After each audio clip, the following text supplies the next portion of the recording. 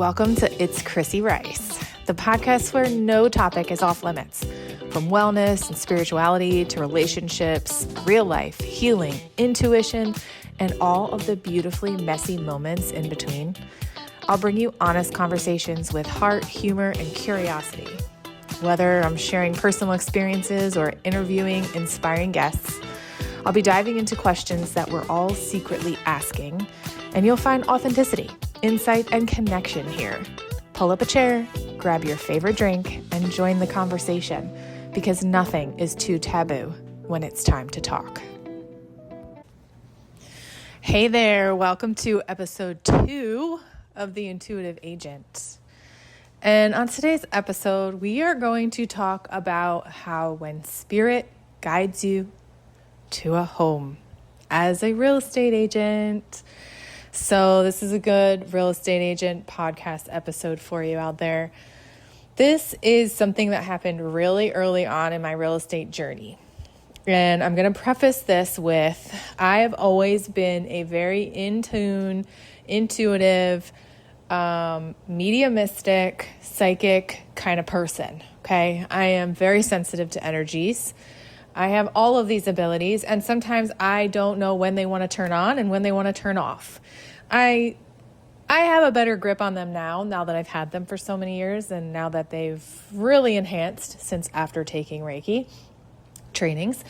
But this is something that happened before I had Reiki trainings, many years before, and it was something that happened early on in my real estate career. And if you're sensitive to energies or spirits, crossed over loved ones, you have psychic abilities, this might have happened to you if you are a real estate agent. It might have happened to you in general, even if you aren't. So this was early on, about 2015. I was working as a real estate agent out of Myrtle Beach, South Carolina. And so much fun there. Real estate market was amazing back then. And I was working with these new clients who were just Google leads. So they had found my website, they had contacted me, and they said, we want to live in the southern part of Myrtle Beach. So Pawleys Island, Litchfield, Murrells Inlet, down there in the inlet area, in the low country. So I was super excited about that. I lived in Murrells Inlet, and so that's kind of my hometown. I've lived in Myrtle Beach and Murrells Inlet, so I love them both, but I love Murrells Inlet. So this was super exciting. They told me exactly what they were looking for. They want more of a traditional like home. They would love a pool, not really, didn't have to have it, but they wanted space for it. This is just a couple with no kids. They were super fun to work with, and met them at a public place, introduced myself, started showing them houses. It was great. We're going to house to house to house, and this is just none of these houses are fitting for these guys. Like, they know exactly what they want, and none of these houses are checking the boxes. And we looked at plenty of them. So I finally find this one house, and it had been on the market for a little while. And we go to this house, we tour this house, very traditional. So each room, it wasn't very open floor plan. Each room was sectioned off. It did have an in-the-ground pool. They were really excited about this house. And as I'm touring this house, this still happens to me today. I feel energies in houses. I feel energies in furniture. I feel energy everywhere. So I'm a very sensitive person when I walk into homes. This home was different. And these were not my first clients. I had been doing this for a couple of years at that point, and this was the first time I experienced this. And if you're from the Myrtle Beach area, you know that a lot of those homes back in that day were new. So I did not go into a lot of older homes, things that really carried energy. But don't forget, the land carries energy too. So where you build your house and what you build your house on top of matters. It's not, maybe nobody passed away in the house, but that land could be sacred land, right? So we're touring this house, and this house was not decluttered by any means. They didn't put anything away to sell it. So they still had their personal photos out. All of their furniture was out. It was a little cluttered. It was on the little cluttered side. So we're going through this house, and it's the evening time, and I'm kind of keeping my space, I'm turning lights on and, turning lights off after they're viewing each room. And I just want them to really feel this house, because that's what I am about. It is about the feeling that you get when you're in that home. How did you feel when you were in it? Because you can't change that. When you're in a house and you get a bad feeling, it's hard to change it.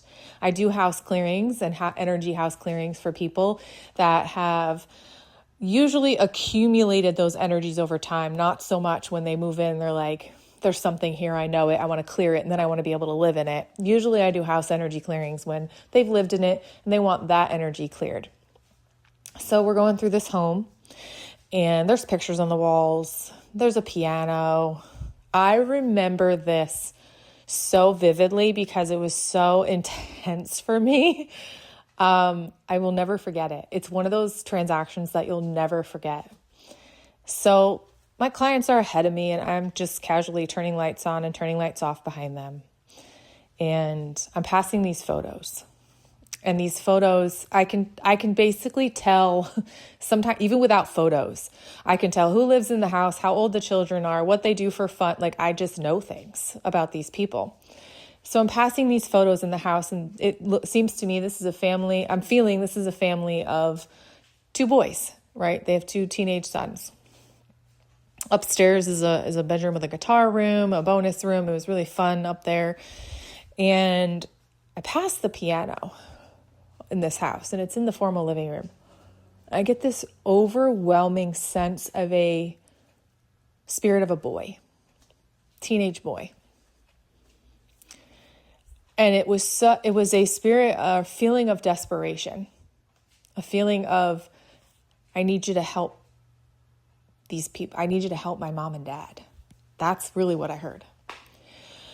And I'm kind of overwhelmed by this because I'm like, well, anytime when a child passes, it's very sensitive in the body, and you can feel that. And it's kind of painful. So I'm sensing that a child had passed. Was it the person who lived in this house child? I don't know. But I knew that there was a child that passed. And all I kept feeling was, you have to help my mom and dad. So I'm going through the house, and this is overwhelming for me. So at this moment, I completely forgot that we're looking at this house. And I'm like, okay, how do you guys like it? And they're like, we love it. Like, they're obsessed. And when a buyer is obsessed with a house, they want to stay in it for like 2 hours, even though our showing time was for 20 minutes. And I'm like, okay, guys, take your pictures. We kind of got to go. These people lived in the house. It wasn't vacant. Loved it. They're like, we want to make an offer. We want to come back tomorrow and see it. They were obsessed. They went outside and looked at the pool 15 times. And I was just overwhelmed with the fact that I'm pretty sure that the couple who owned this house, their son who had passed away, was talking to me and telling me, please help my mom and dad. And my buyers just happened to be the perfect people to buy this house that has been on the market for a little while. I didn't know, but that's what I was feeling. So I go back home to my office, write up this offer. My clients are like super excited about it. They're like, we'll give them anything they want, basically. So we write up this offer. I call the agent. I always like to call the agent and just tell her, I was telling her that there was an offer coming. Did you have any offers placed on it currently? And this agent takes a deep breath. And she starts to tell me a story about how thankful she is about this offer coming, because these clients, the sellers, are her good friends, and they just lost their son, and they would like to move on from this place that reminds them of their son. If you got goosebumps right now, that's normal. So I basically gasped, because this was the first time that spirit had literally communicated with me very clearly. I had had instances in the past where it did, but it wasn't clear. This was clear. So I'm overwhelmed by that, because I literally told the agent, I felt this. I felt that in the house. And she confirmed with me that my feelings were valid. So, long story short, We wrote an offer on this house. It was immediately accepted. There was nothing on the inspection. They loved this house. They bought this house. They closed on this house, and they lived happily ever after. And I truly feel with all of my heart and soul that I was randomly positioned to meet and guided to meet this couple off the internet. Didn't know them, found me on my website. And I was supposed to bring them to this house, having my sensitive abilities that I do to feel and understand that this was all divinely led by something higher than us. And I was able to feel that, and I was able to understand that, and I was able to connect with that boy's spirit and tell him, thank you for guiding me here. And thank you for helping your parents on their mission that they wanted to accomplish here. It was one of the most profound things that have ever happened in my career. And I have been in plenty of houses. I have felt plenty of energies. All homes hold energy. You can feel it when you walk in. You can feel it in certain rooms, in certain corners, in certain areas. And it doesn't have to be the house. It can just be the spirit connected to the people in the house that is there, right?